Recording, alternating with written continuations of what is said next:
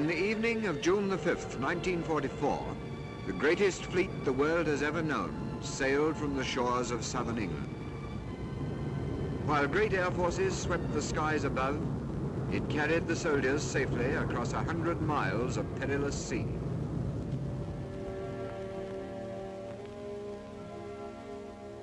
At dawn the next day, guns of the Allied fleets opened the assault on the beaches of Normandy.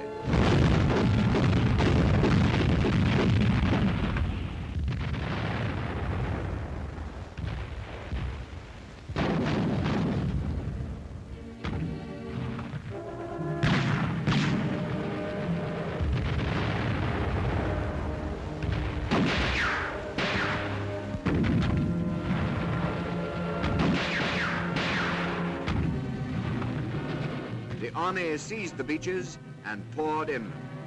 But the tremendous problem of communication and supply still remained. For those who planned the invasion, this had always been a major problem, which could only be overcome if a port was captured in the first few days of the campaign. There were plenty of good ports on the French coast: Boulogne, Le Havre, Cherbourg, and the rest. They were the gateways into the continent. But the Germans knew it. Hold the ports, they said, and we hold Europe. So they fortified them against attack by sea and land, and were prepared to destroy them completely, rather than let any one of them fall into our hands. They believed that before we could capture a port, the changeable Channel weather would cut off our army from its food, oil, and ammunition. The weather, as well as the Germans, could be our enemy. In May 1942, Mr. Churchill wrote a memorandum on the subject of piers for beaches. A harbour was essential, but if we could not capture one, then we must build our own. But it takes years to build a harbour. Dover, for instance, took 7 years. How could we build a much greater harbour than Dover in a matter of days, and under fire from enemy guns? There was but one solution. And at Quebec in August 1943, the main principles of this daring and fantastic project were agreed upon. We would build great harbour units in England, tow them across the sea, and set them down during the battle off the Normandy coast. In the autumn of 1943, building began.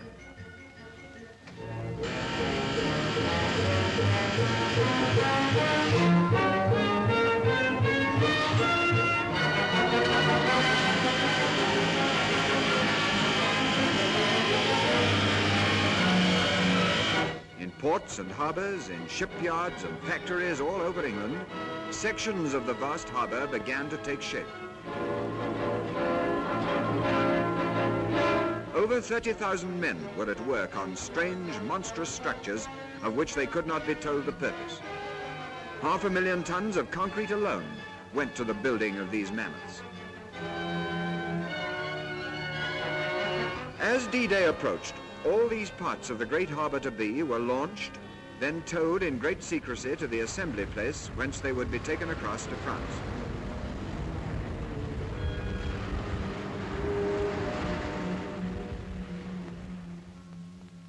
The place chosen for this port was the little Normandy town of Arromanches, where surveys and soundings had been secretly taken weeks before D-Day. The Royal Engineers were already ashore making a survey of the beach while the battle went on a few miles behind the town.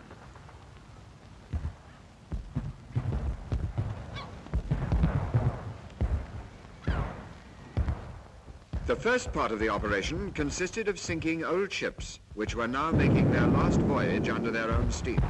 They were sunk with explosive charges.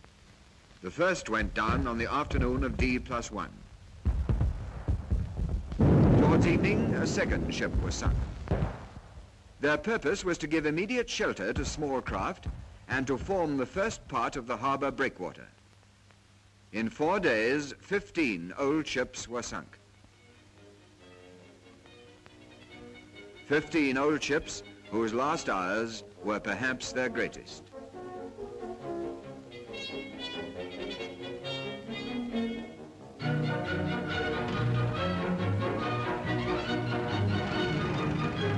A Ashore, the engineers blew great gaps in the west wall, made roads, and carried out demolitions.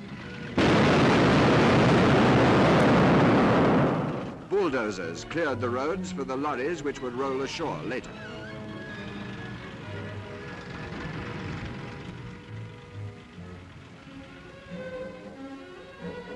The shore-end sections of the piers, each some 480 feet long, were towed into position opposite the gaps already blasted by the engineers.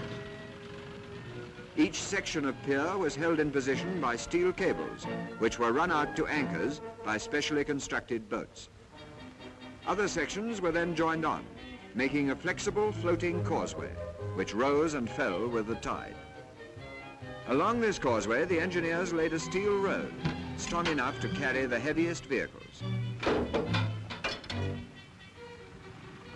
At the same time, to extend the line of sunken ships, breakwaters were laid. These concrete structures, each weighing 7,000 tons, had been towed across the channel. Some 200 tugs were engaged on this job alone.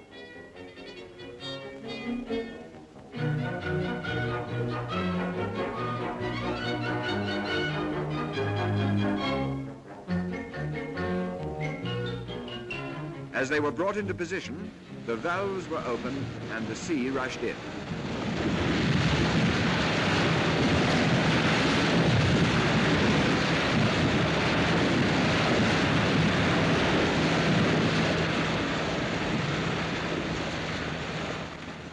The great mass of concrete slowly settled down on the ocean bed, forming a great wall against the sea.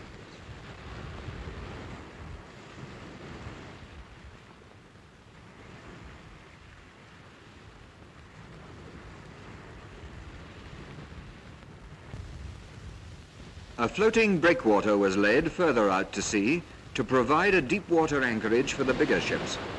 It was an experimental contrivance which hadn't been tested in heavy weather. Indeed, the whole harbour was experimental.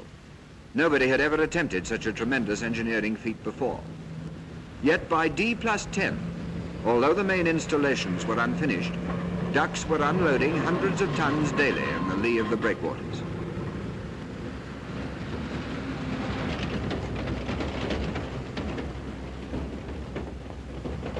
The engineers' job ashore was nearly finished, and the floating causeways stretched far out into the harbour.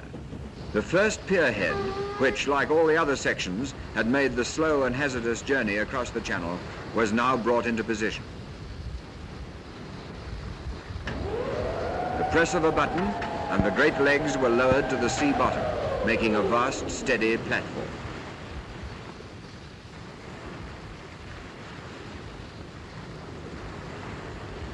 With further pier heads linked to it, a great wharf would be formed where vessels could unload directly into lorries which would drive to and fro along the floating causeways.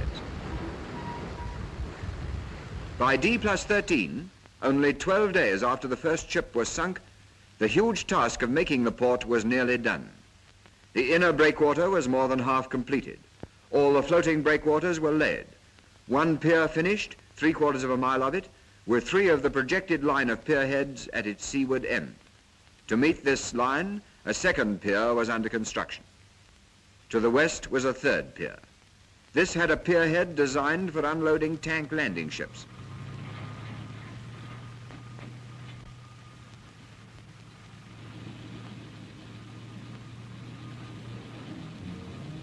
Unloading from the main pier was just beginning. Then the wind began to blow. And on the 13th day of the invasion, the treacherous sea became Hitler's ally.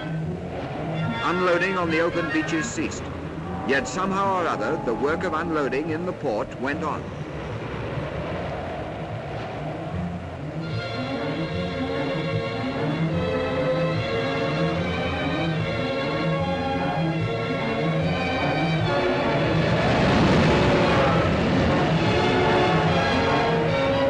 The wind became a gale.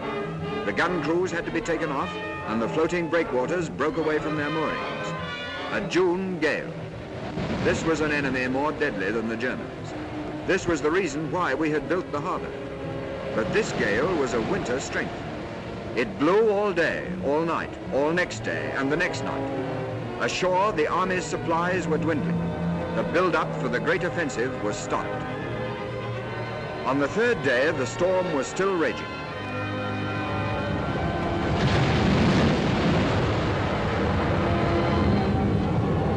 Ships and craft, many in distress, scuttled for shelter in the lee of the breakwaters.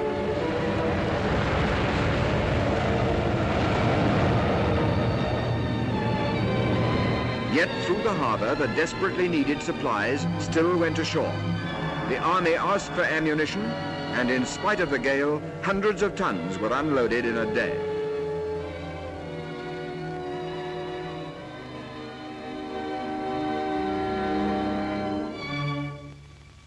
But the harbour suffered heavy damage.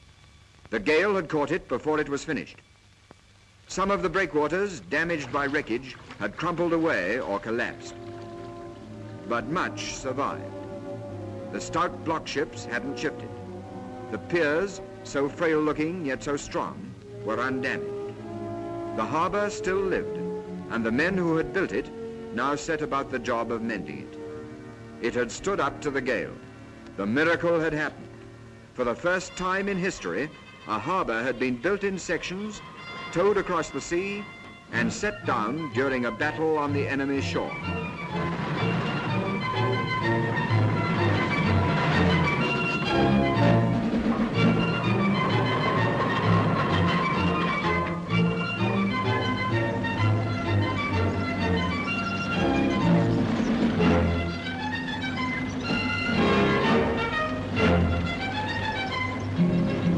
In an ever-increasing flood, the vehicles and supplies poured through it in calm weather and rough. We had beaten the weather, and Hitler had lost yet another ally. Lorries, jeeps, ambulances, tanks, they rolled ashore along the causeway, down the roads which the engineers had built.